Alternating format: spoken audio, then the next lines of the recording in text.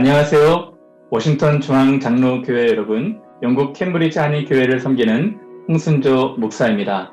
앞으로 저는 5주간 여러분들과 함께 영국에서 일어난 종교개혁, 영국의 신앙 대부흥운동, 세계 선교의 물결, 역사의 현장들을 이곳저곳 둘러보면서 하나님이 영국을 통해서 어떻게 일하셨는지, 또 그 영국의 상황은 어떠한지 함께 둘러보고자 합니다.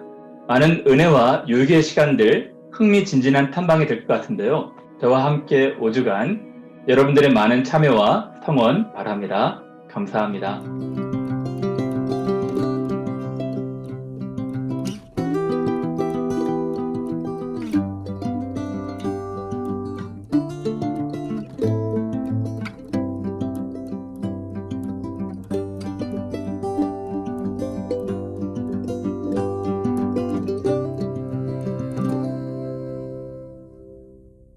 영국의 역사와 기독교의 역사를 알기 위해서는 중요한 도시들이 있는데요. 옥스퍼드와 캠브리지입니다.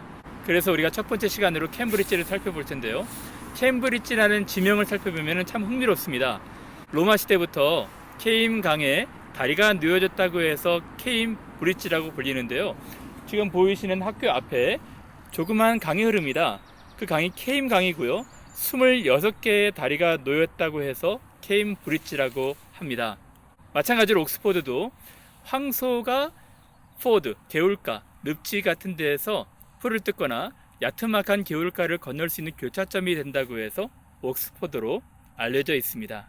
그럼 지금부터 캠브리지의 기독교 역사를 살펴보기 전에 일반적인 역사를 잠깐 살펴보겠습니다.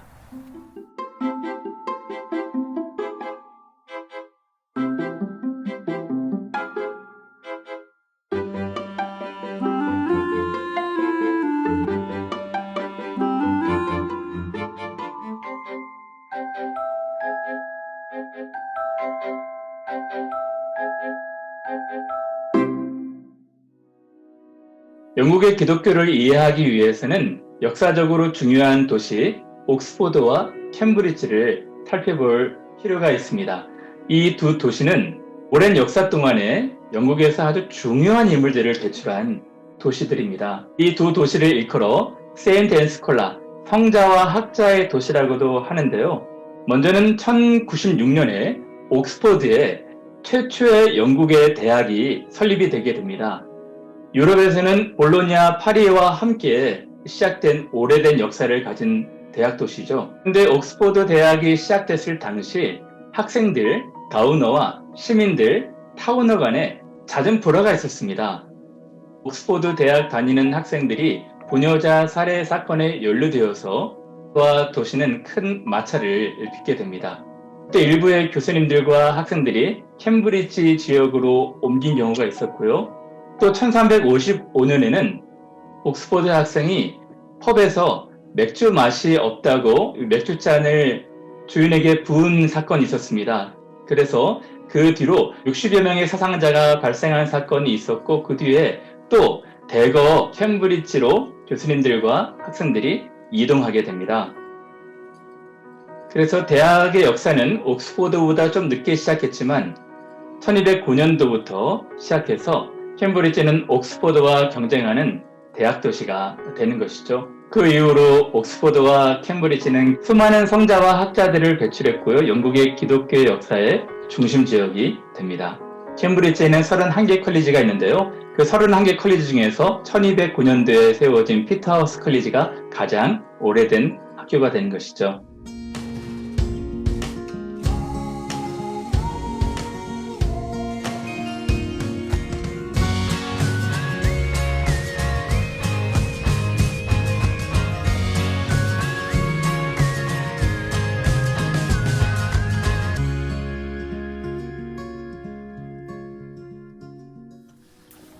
옥스퍼드에서 일어났던 도시민들과 학생들과의 갈등으로 일부 교수들과 학생들이 이곳 캠브리지로 유입이 되게 되는데요. 뒤에 보이시는 바로 피터하우스 컬리지가 이제 처음으로 1209년도에 시작된 학교입니다.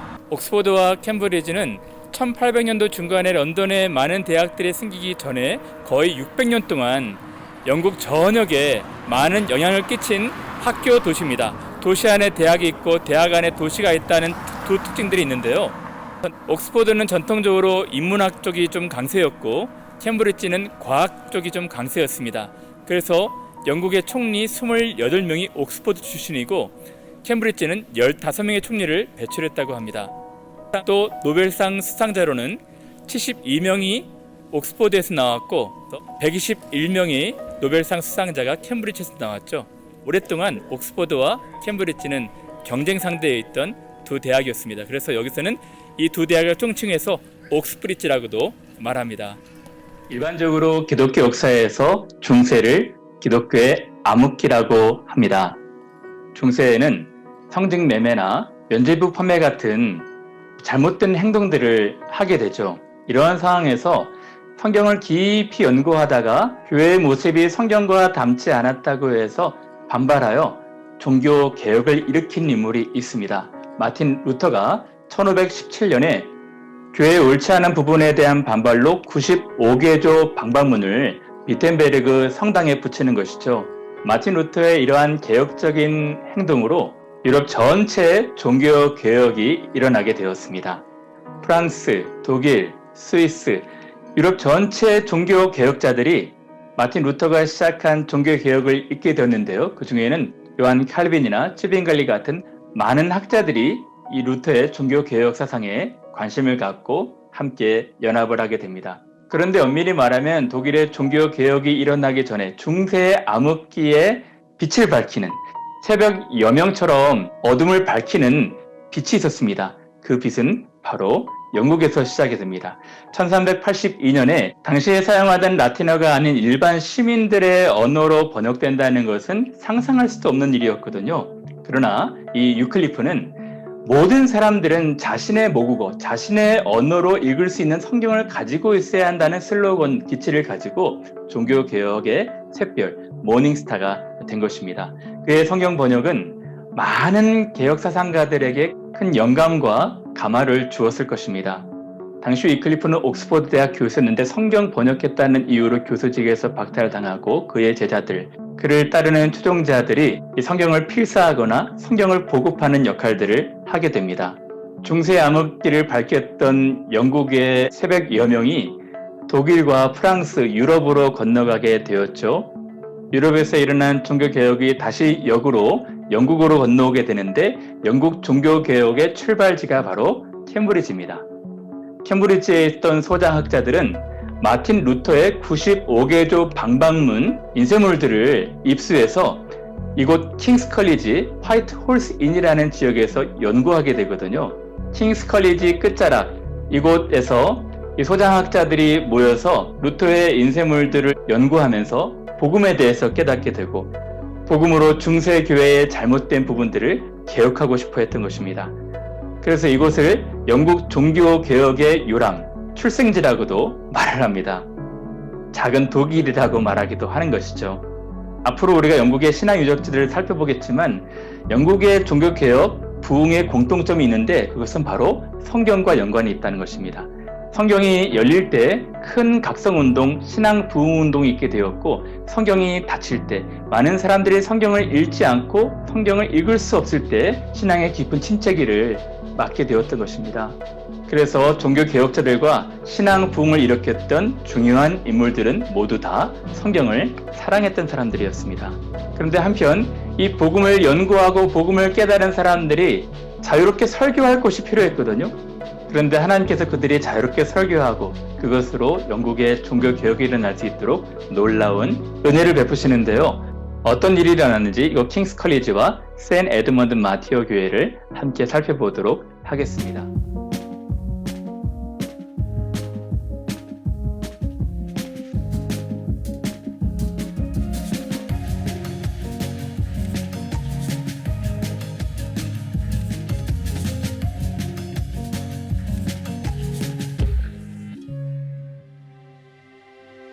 (1517년) 95개조 반방문을 붙이면서 시작된 독일의 종교개혁은 유럽 전역에 또 영국에까지 깊은 영향을 끼치게 됩니다.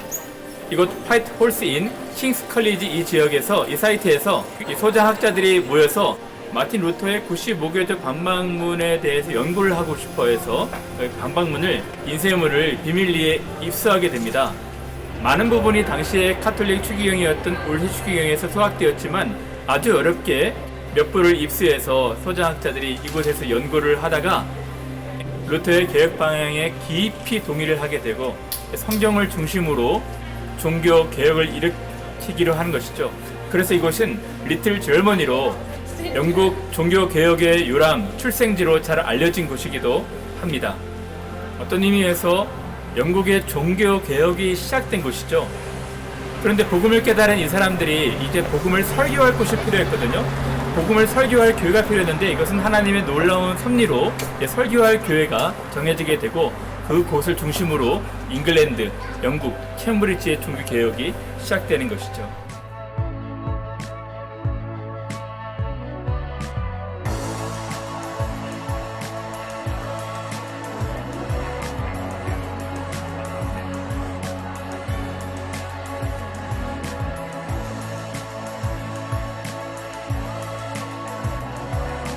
루터가 출발한 95개조 방방문을 입수했던 캠브리지 소장학자들이 이제 복음을 깨닫고 설교할 곳이 필요했거든요. 근데 하나님의 놀라운 섭리가 있었습니다. 하나님께서 그들이 복음을 설교할 수 있도록 교회를 허락한 것이죠. 당시에 트리티 홀과 클레어 홀 컬리지가 화재 복구 공사와 확장 공사로 인해서 두 채플이 문을 닫게 되었습니다. 문을 닫은 이후에 왕이 로얄 피큘리어라고 해서 예배할 곳을 잃은 두 컬리지 채플의 사람들을 이곳에서 왕이 지정해서 설교하도록 허락한 것이거든요. 이곳은 카톨릭 추기경의 관할권 밖에 있었던 곳이라 반스, 릴리, 틴데일, 라티머, 리들리, 크랜머 이러한 유소한 소장학자들이 이곳에 모여서 복음을 설교하기 시작한 것이죠. 교리적인 차이가 아닌 스캔들로 인해서 로마 카톨릭에서 파문당한 헨리 8세는 캠브리지에 종교개혁에 대한 뜻을 갖고 있는 학자들이 있다는 것을 알고 이들에게 영국 성공회에 교리를 입안하도록 합니다. 그래서 토마스 크랜머, 리들리, 라티머 이런 사람들이 주축으로 해서 영국 성공회가 시작된 것이죠. 어떤 의미에서 이곳은 영국 성공회의 어머니 교회라고도 말할 수 있을 것입니다. 지금 코로나 상황으로 예배당 문이 닫혀 있는데요. 예배당 안에 들어가서 사진들을 보면서 제가 다시 설명해 드리도록 하겠습니다. 이것이 종교개혁가들이 설교했던 세인 에드워드 앤 마티어 교회입니다. 내부를 보시면 아주 자그마한 예배당입니다. 이 예배당 입구에는 종교개혁가들, 그 중에 토마스 크랜머, 리들리, 라티머, 그 외에도 잉글랜드 종교개혁을 도왔던 인물들에 대해 소개하고 있는데요. 이 교회 안에 들어오시면 참 인상적인 것은 강대상입니다. 이 강대상은 당시 종교개혁가들이 실제로 사용했던 그대로의 강대상입니다. 이곳에서 마틴 루터의 반박문을 연구했던 개혁가들이 돌아가면서 설교했던 것이죠. 하나님께서 이곳 교회를 한 채플은 화재 공사로, 한 채플은 확장 공사로 문을 닫게 하신 뒤에 이곳에서 설교하게 하시고 이곳이 종교개혁의 요람이 되게 하시는 하나님의 섭리가 참 놀랍지 않습니까? 이 교회에서, 강대상에서 그들은 자유롭게 복음을 설교하게 되었고 잉글랜드 종교개혁의 원동력이 된 것이죠. 예배당은 참 작은 규모지만 영국 전역에 어마어마한 영향을 끼친 교회인 것이죠. 중세의 잘못된 부분을 바로잡고 성경적으로 설교하는 것은 결코 쉬운 일은 아니었습니다. 이들 중 대부분은 화형을 당하면서 순교하게 되거든요. 복음을 깨닫고 복음을 설교했던 종교개혁을 부르짖었던 이들이 어떠한 고난, 환난, 어려움들을 당하게 되는지는 그레이트 세인 메리 교회를 살펴보면서 함께 이야기를 나누도록 하겠습니다.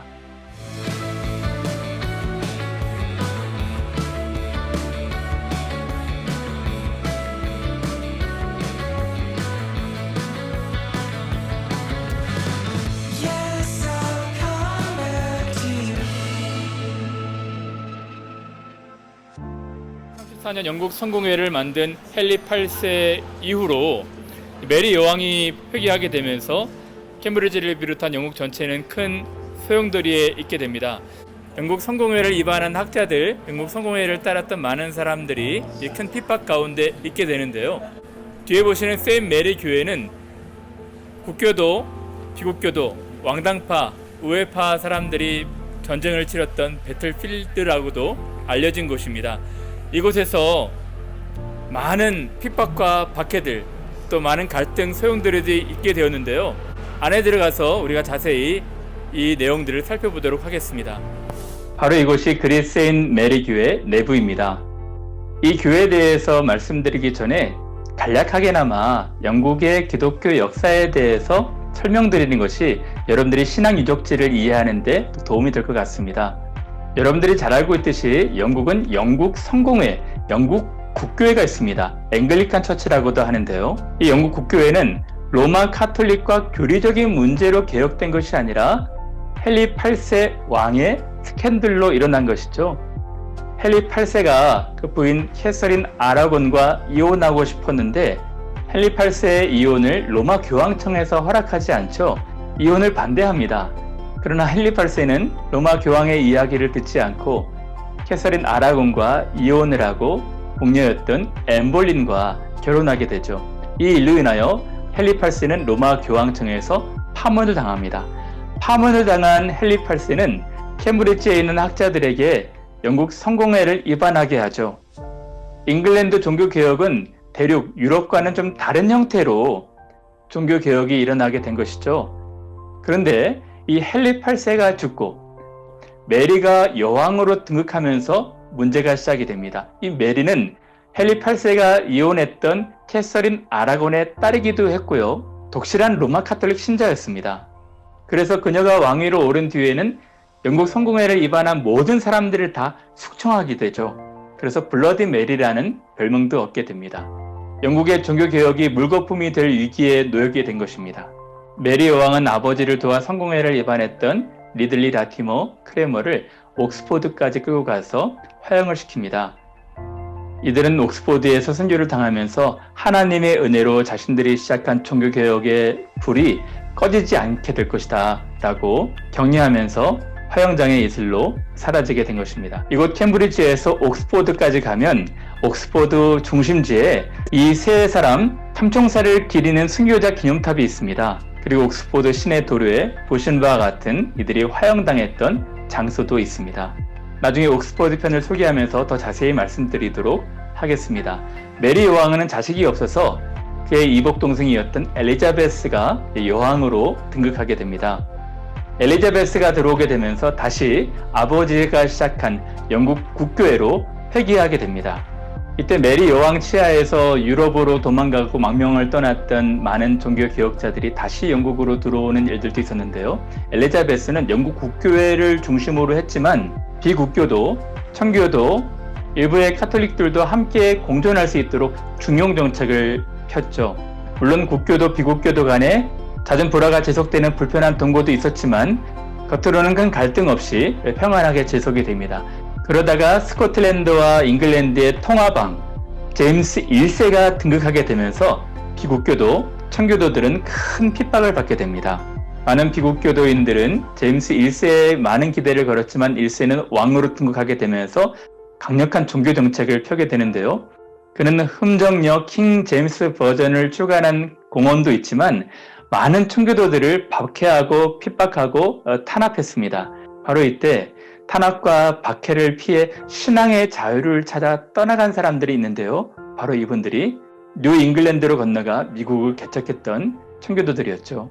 그리고 제임스 1세가 죽고 이 찰스 1세가 다시 왕으로 들어오게 되는데요.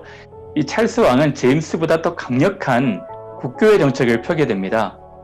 당시 의회에 많은 청교도인들이 의원으로 있었는데 의회와 사이가 좋지 않았죠. 찰스 왕 때 더 박해가 심해지자 이제 시민혁명이 일어나게 되는데 1642년에서부터 1649년까지 청교도 시민혁명을 올리버 크로멜이 이끌게 됩니다.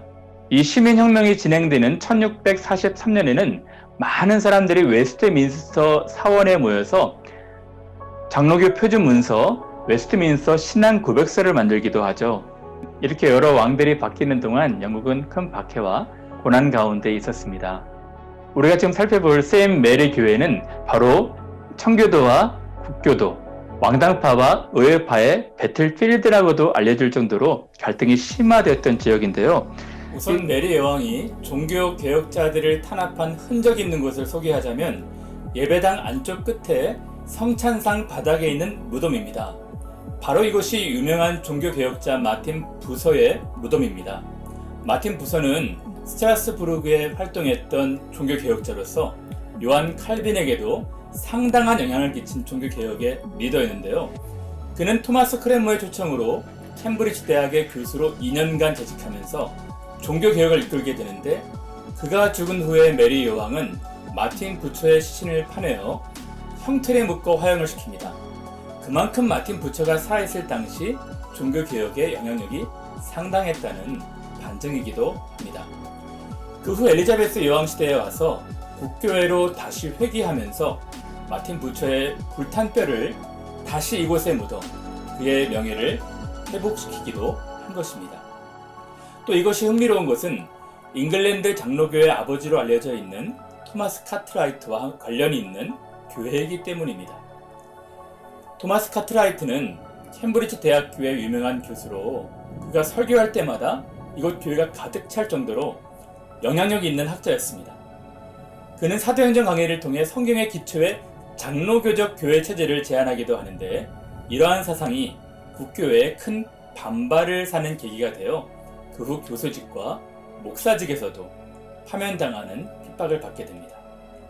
카트라이트는 영국을 떠나 유럽으로 망명을 떠나지만 그의 영향을 강하게 받은 목회자들이 영국 국교회의 주교제도를 비판하고 성경적 교회 제도를 가져야 한다고 주장하여 장로교회를 주장하게 되어 그를 잉글랜드 장로교회의 아버지로 부르게 된 것입니다. 또 왕당파와 의회파가 3차에 걸친 내전이 있을 때 이곳 교회는 대학교회이기도 하고 교구교회였기도 하기에 왕당파를 지지하는 사람들과 시민혁명을 지지하는 사람들이 함께 있어서 매주 주일마다 갈등과 긴장이 있었던 교회로 알려져 있습니다. 왕당파와 의회파 군대, 어느 편이 전쟁에서 우세한지에 따라 설교자와 설교의 내용, 심지어는 예배당 좌석과 형태도 바뀌어야 됐을 정도로 개혁과 관련이 깊은 곳입니다. 영국 성공회의 박해에 맞서는 청교도들은 크게 두 부류로 구분이 됩니다. 한편은 영국 성공회 교회 내에 남아서 교회를 개혁하려고 했던 개혁파가 있었고, 다른 한편은 교회 내에서는 더 이상 개혁이 어렵다고 판단해서 신앙의 자유를 찾아 떠나고자 했던 사람들이 있었는데, 뉴 잉글랜드로 건너간 청교도들이 바로 그와 같은 사람들이었습니다.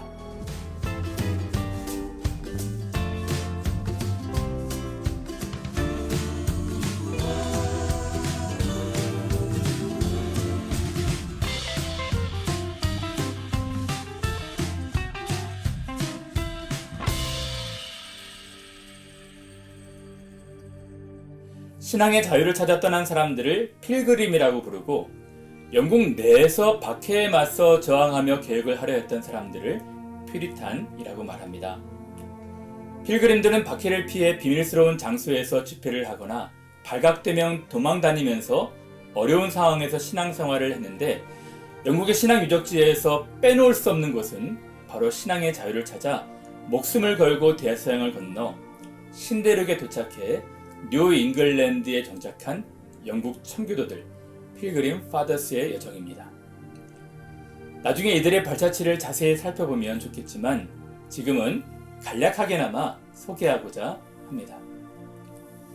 비국교도인들이라는 이유로 감시와 조롱, 비난과 배척을 견딜 수 없어 떠나기로 결심한 이들은 1607년 보스턴의 작은 항구 강에서 배를 구해 네덜란드로 신앙의 자유를 찾아 야반 도주하려고 했습니다.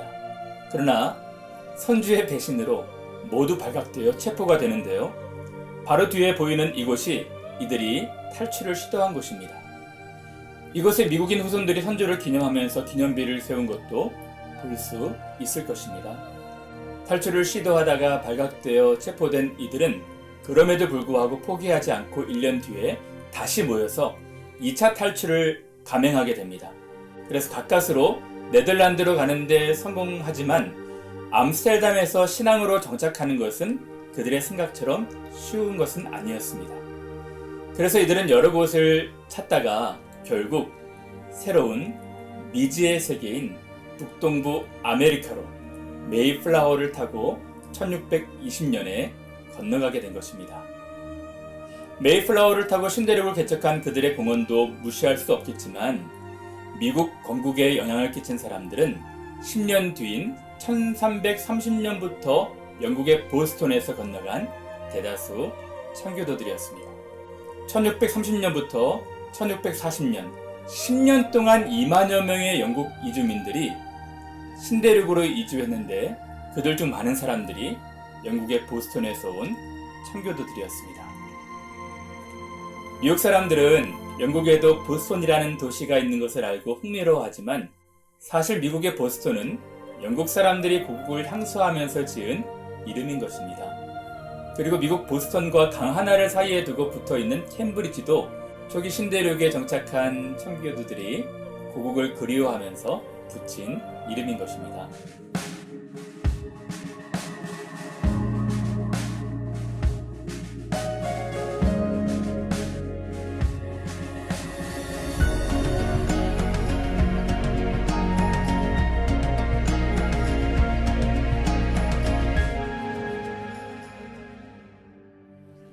이곳 캠브리지는 보스턴과도 연관이 있는 지역인데요. 엠마뉴엘 컬리지, 트리니티 컬리지에서 한 14년 정도 수학했던 존 코튼이 1612년도에 보스턴이라는 지역에 가서 신앙의 자유를 찾아 뉴잉글랜드로 가는 사람들에게 큰 영향을 주었죠. 그도 1633년에 뉴잉글랜드 매사추세츠로 가서 거기서 신대륙을 개척하는 데 큰 영향과 공헌을 끼치기도 합니다. 어떤 분들은 청교도들이 엄격하고 고지식하고 심지어는 배우지 못한 사람들이라는 오해도 있는데요. 실제로 그렇지 않습니다. 청교도들은 굉장히 학식 있고 박학다식한 분들이었습니다. 그 중에 리더격이었던 윌리엄 퍼킨스가 바로 뒤에 이 교회를 목회했었는데요. 이 교회 바로 앞에 토마스 굿인, 리차드 쉽스, 프레스톤, 프라벨, 또 저쪽 밑으로 가면은 하버드 대학을 설립한 존 하버드, 밀턴, 이 모든 분들이 다 청교도들이었습니다. 이분들은 당시에 설교를 하면 3시간 넘게 설교를 할 정도로 성경에 대해서 또 해박한 지식을 갖고 있었다고 합니다. 이런 청교도들이 옥스퍼드, 캠브리지를 중심으로 공부하고 또 목회했는데 그 당시에는 설교에 큰 부흥이 있었던 시대였습니다. 물론 청교도 시대 때 큰 박해와 탄압도 있었지만 이분들은 성경 연구에 게을리하지 않았고 신앙으로 큰 영향을 준 인물들이었습니다. 바로 뒤에 보시는 저곳이 올리버 크로멜이 법학을 공부한 시드니 석세스 컬리지입니다. 청교도 시민혁명이 한창일 때 1643년부터는 웨스트민스터의 사원에 모여서 장로교 표지 문서를 만들기도 하죠. 그 정도로 캠브리지는 영국의 역사, 기독교 역사에서 굉장히 중요한 영향을 끼친 도시라 할 수 있는데요. 어떤 탄압과 박해에도 불구하고 믿음으로, 신앙으로 이 모든 것을 극복하고자 했던 영국에 영향을 주었던 핵심, 중심부라 말할 수 있습니다. 크로멜은 의회 민주주의를 시작한 인물로 런던 국회의사당 앞에 그의 동상이 세워져 있습니다. 그리고 그의 시신은 웨스트민스터 사원에서 성대한 장례식을 치르고 안장되었는데요. 나중에 유럽에 망명 중이던 찰스 2세가 다시 왕이 되어 왕전 복구가 이루어지자 찰스 2세의 명령으로 시신을 파헤쳐 머리를 베고 몸은 시가지에 걸어놓아 수치를 당하게 합니다. 그 후 크로멜의 머리는 많은 순환을 당했습니다. 그의 잘린 머리는 오랫동안 시가지에 있다가 나중에 도난당하기도 했습니다.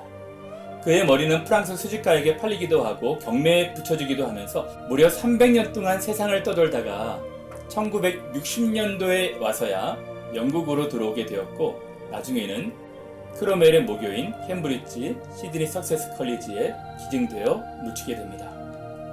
대학의 채플실 위에는 다음과 같은 문구가 적혀 있는데요. 이곳 어딘가에 크로멜의 머리가 묻혀 있다는 것입니다. 대학은 정확한 위치를 비밀에 붙이고 있는데요.